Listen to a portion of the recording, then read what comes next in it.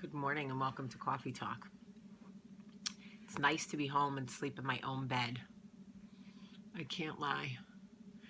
Last night, Michael and I decided that we were going to spend the night reconnecting, sitting in the kitchen having a drink together, just catching up and talking. And somehow the conversation went astray and we ended up fighting. And I thought, really? And went to sleep mad.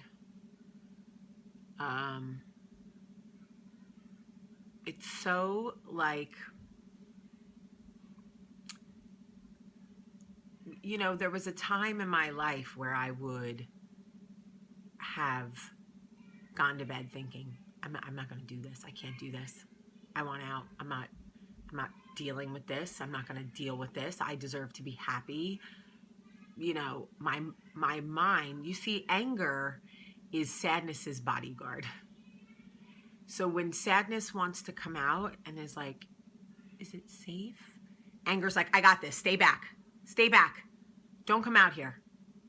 Anger's like the big sister, right? The crazy big sister. I'm the crazy little sister. Meredith and Carolyn are not really crazy. So typically, I would get angry and I would become defensive. I would do what I could to protect myself from the way I was feeling. And then my smarter voice, or I don't know what voice it is at this point. I got so many voices. I'm like Sybil. That's real. Said, it's a fight, Jamie. You're married. Like, you got forever.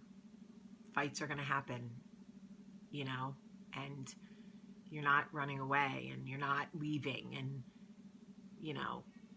you're going to go to sleep. That's what you're going to do. You're going to go to sleep and you're going to get up and he's going to bring you coffee and you're going to say good morning. And at some point you guys will talk about it. And you got to silence some of the voices because everybody wants a turn to speak. It was sort of like what Bruce Springsteen was saying about depression when he said it's like all versions of yourself are in one car and it's who's fighting over the wheel that day. It's the same thing with our inner voices. They're all at the microphone and they're all fighting over who's going to get to speak today. Is it the voice that says you're not enough? Is it the voice that says you're too fat? Is it the voice that says you want a divorce and you need to get out? Is it the voice that says you're amazing and that today's going to be a great day? I don't know. I got all of them. They're all there. Like, I got a lot of voices at the microphone and they're all fighting for a turn. I got a 5-year-old too who, what did I ask you? You don't have to give us a $100. Okay. We already have two $100 bills. Okay, don't step on the dog, please. And 110. Okay, go shut the door and then we can talk about the money. Thank you. Hey, Charlie. Cierra la puerta. Gracias. My kids are raising money for the Saint-a-thon at St. Francis. They're running in this Saint-a-thon. And they're raising money. And they have been negotiating with me since last night about how much money I'm going to give them. They came in at 6:02 and woke me up and were like, can you give us...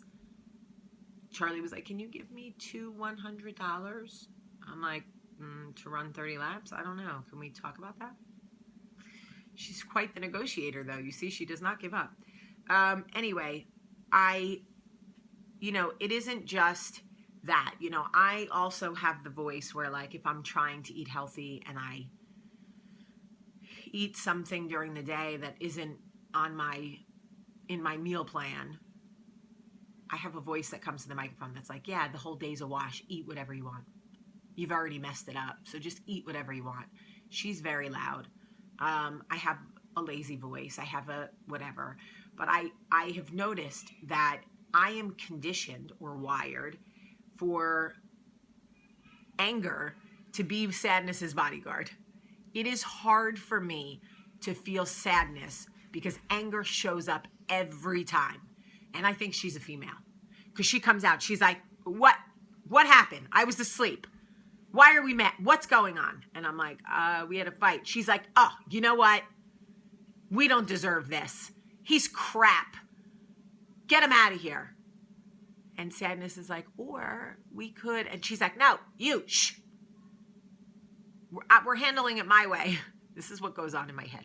If you've ever wondered what goes on in Jamie's head, it's basically Inside Out, that movie.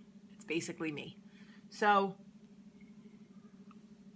I laid there last night as I was trying to go to sleep laughing because Anger is she is so used to showing up first. She is so used to getting her way. She's the loudest and the most vocal. She grabs the microphone and she's like, all right, folks, I'm here. It's all under control. We're getting out of this marriage. Don't worry. And there are other emotions now that have exercised their muscles enough to sort of give Anger a run for her money and say, I have Rationale. She's doing pretty well. She comes up to the microphone. She's like, is this thing on?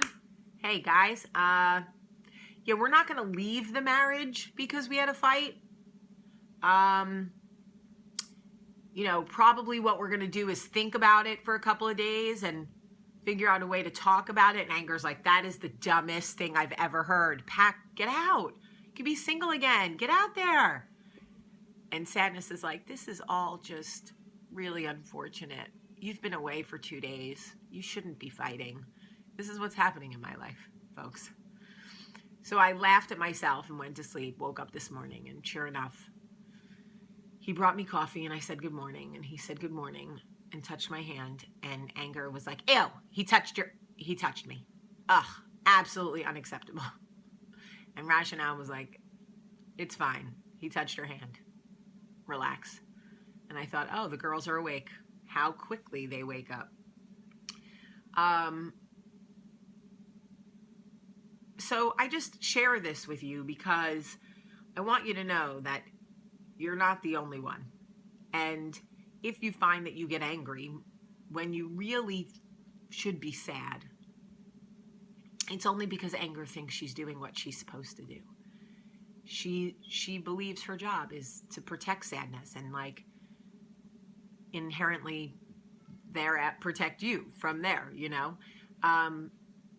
and it's just a matter of reining her in and allowing other people a chance at the microphone, and really just being cognizant of what voice is at the microphone for us each day.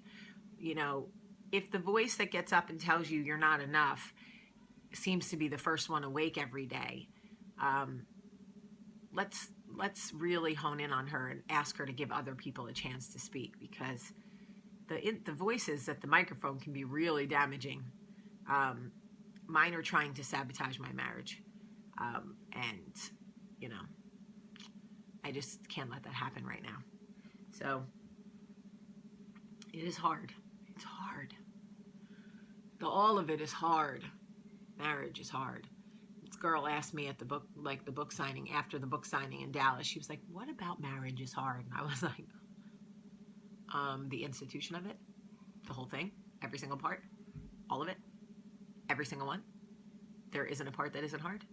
Not one. She was like, I'm like, yes, make that face. Do it anyway, but make the face. All right. I love you guys. It is hump day. We are halfway there. I leave for New Orleans tomorrow. I'm speaking at an event in New Orleans on Friday. I posted yesterday about it. You can go back on my page and look if you live in New Orleans and you want to come see me. Also, Last Book Club is tonight, and I will be announcing the winners of the contest if my publisher sends them to me, which he will. So Last Book Club tonight and winners of the contest, and I love you all so much. Have a great day.